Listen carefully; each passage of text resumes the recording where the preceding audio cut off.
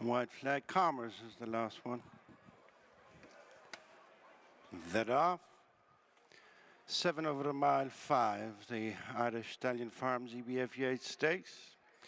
It's the race for 3 rows. They climbed the hill. It's Umala first to show in front from Carmers. On the outside is Butterfly Wings. Then What's Your Game, Delta, Bonnie Moon, and Medici Venus dropped in at the back. Circle in front of them. It's Umala first up to the bend from Carmers, followed by Butterfly Wings, and 4th is What's Your Game with the back 3 Delta, Medici Venus, and Bonnie Moon relegated to be last of the 7. 10 furlongs to go as they turn down into the back straight. The leader is Umala and Colin Keane, shifting on now by 3 to Carmers. Billy Lee just second from What's Your Game and Ben Cohen. Knocked back into 4th, Butterfly Wings and Wayne Lorden. Racing together next, Medici Venus, Gavin Ryan and Delta, Declan McDonough, with the back marker Bonnie Moon and Chris Hayes. A little over a mile to go, continuing down the back straight. In front is Umala by a couple of lengths to Carmers, edging second from What's Your Game, and then Butterfly Wings, Medici Venus is two behind, Delta and Bonnie Moon. Down they go towards the 7. Almost at the halfway stage in the EBF Yeats Stakes, it's Umala with the reduced advantage of just over a length from Carmers, and then What's Your Game, Butterfly Wings, Medici Venus on the inside of Delta with the back marker, turning off the back straight, Bonnie Moon. Umala, as of yet to be headed, leads by a length and a half to Carmers, then What's Your Game, Butterfly Wings in 4th, then Medici Venus, Delta, and last of all is Bonnie Moon. Less than 5 furlongs to go. It's Umala maintaining an advantage of a length over Carmers, and neck back to in 3rd, What's Your Game. A little bit closer in 4th, albeit nudged along Butterfly Wings. Then Medici Venus, Delta, and Bonnie Moon. They straighten with 3.5 furlongs to go. It's Umala from Carmers on the outside, followed by What's Your Game. Butterfly Wings now being shaken up. Then Medici Venus, who's onto the heels of the leaders. To the outside is Delta with the back marker detached is Bonnie Moon. 2.5 furlongs to go. Umala with driven up 1 out from the rail. Carmers coming at them is Butterfly Wings, and then What's Your Game. Delta to the outside of Medici Venus. Left behind is Bonnie Moon, and Carmers hits the front. Racing to the final furlong, being followed by What's Your Game. Weakening is Umala, then Delta, Medici Venus, and Butterfly Wings, but it's Carmers in front by 2.5 to What's Your Game and Delta, as Carmers improves again to make it 2 out of 2, wins the Yeats. Second is What's Your Game, Delta third.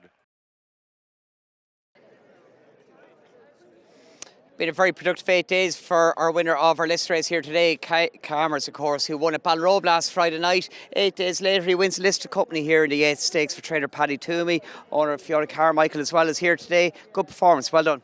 Yeah, look, I was very happy with the way he did it in Ballinrobe. He's a horse that just does what he has to do, hence the headgear. Were you surprised?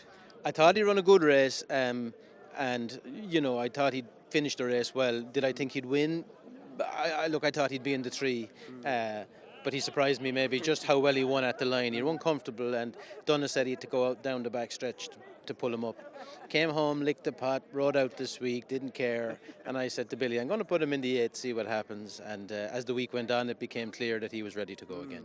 And you see the way he went through the race in Ballinrobe, even allowing for greenness. He's a lazy type, Paddy. He had his ears pricked right to the line then, and he did it again today. Yeah, we were keen today to get a lead. You know, we knew we'd stay, and ordinarily we might have jumped and made it. But he's a horse that I don't think he'd like to be in front too long. And when he went to the front down there, I was a little bit concerned, you know. But to be fair to him, he picked up and rallied, and he's keeping plenty for himself. I'd say there's plenty in there. Yeah, in particular that last furlong when he had the rail and met the rising ground, it was very, very good the way he stretched out.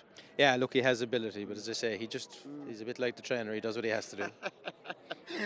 Another furlong, the Queen's Vase, perhaps, Royal Ascot, would that be in your mind? Yeah, I said it to Fiona that race in Royal Ascot is probably the right race for him. You know, I think he is a stayer, and I think the Queen's Vase is the perfect race for him, and he's enough experience now to go to a race like that, you know. And clearly sound surface, no issue to him.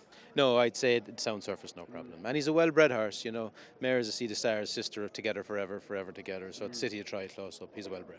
First horse you had for the owner, Fiona Carmichael, well-known colours, of course, Iva Wood amongst others. Yeah, thrilled. Fiona asked us to train for for her a couple of years ago, and she kindly sent me on this horse, and you know, she's been very patient with me. He trained very well all last year without being asked any question, and he's trained well this spring, and sure, he's 2 for 2 in 8 days. So. Great performance. Irish Guineas weekend next week, 3 days of action. How's the team looking ahead of that? Yeah, I think we'll have hopefully a runner in the 2-year-old maiden on the Friday night and the 3-year-old maiden on the Friday night. The Fillies maiden, the 6, either No Alibi or Nay. I haven't decided yet. I think we'll have a filly called Magical Hope for the RB Stakes on the Saturday. And on Sunday, I think we'll supplement City of Memphis for the Guineas.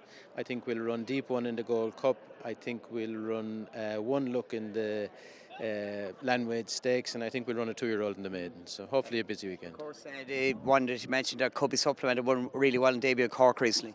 She's a very nice filly. I actually had her in the Guineas and I took her out on the 2nd of April, so we're going to have to backtrack now, and it's going to cost, but I think that she deserves her place. She over 6, she travelled through the race and she quickened, you know, easily, and I think she'll definitely get 7 and she'll probably get a mile, and I think she has a lot of class. You've had a horse place in Irish Guineas up and down. This filly's obviously showing you plenty at home to justify that.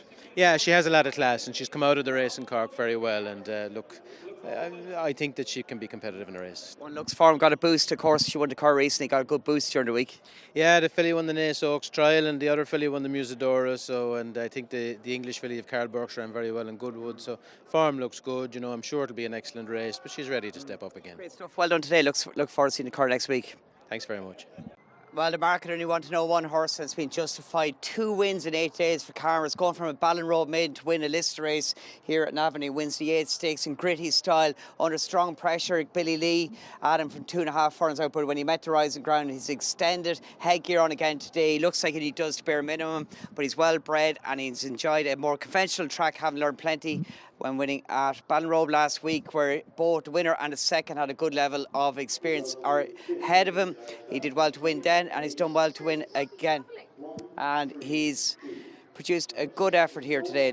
Really like a performance, and a really good effort also on the front end by What's Your Game, who's ran a superb race here today, stepping up in grade after beating a couple of rivals in good style in a handicap, of course, at Cork recently. He had a rating of 86 coming into this, and he's kept on strongly late on. Having tracked his stable companion, briefly looking at threat to the winner, but the winner found more once really giving the office and getting to the far rail under today's rider. Billy Lee, Ben Cohen on the eventual second, getting rolling, but the winner just keeps extending to produce a good effort. Good effort also back in her by Delta. He's had a quick turnaround also from his second place finish at Leopardstown recently, and briefly again looked like he may come through to be second. The eventual second, of course, getting run down towards the inside and getting out a shade later than the eventual third. The winner, though, on the pace throughout, behind the bridle, going to take the lead off. The strong travelling Umala, who folded quite tamely on the front end. Stamina really come to the fore, and despite, and maybe this will be this horse all the way through his career at Carmers, just doing the bare minimum, one would think.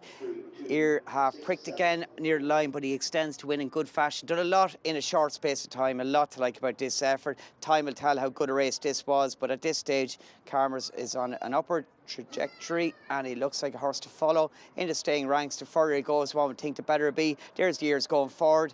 He's got plenty left, and it'll be interesting to see what trainer Paddy Twomey and owner, of course, Fiona Carmichael, owner of Ivawood, amongst other decent horses over the years, has in mind for this horse, but he's done a lot in 8 days.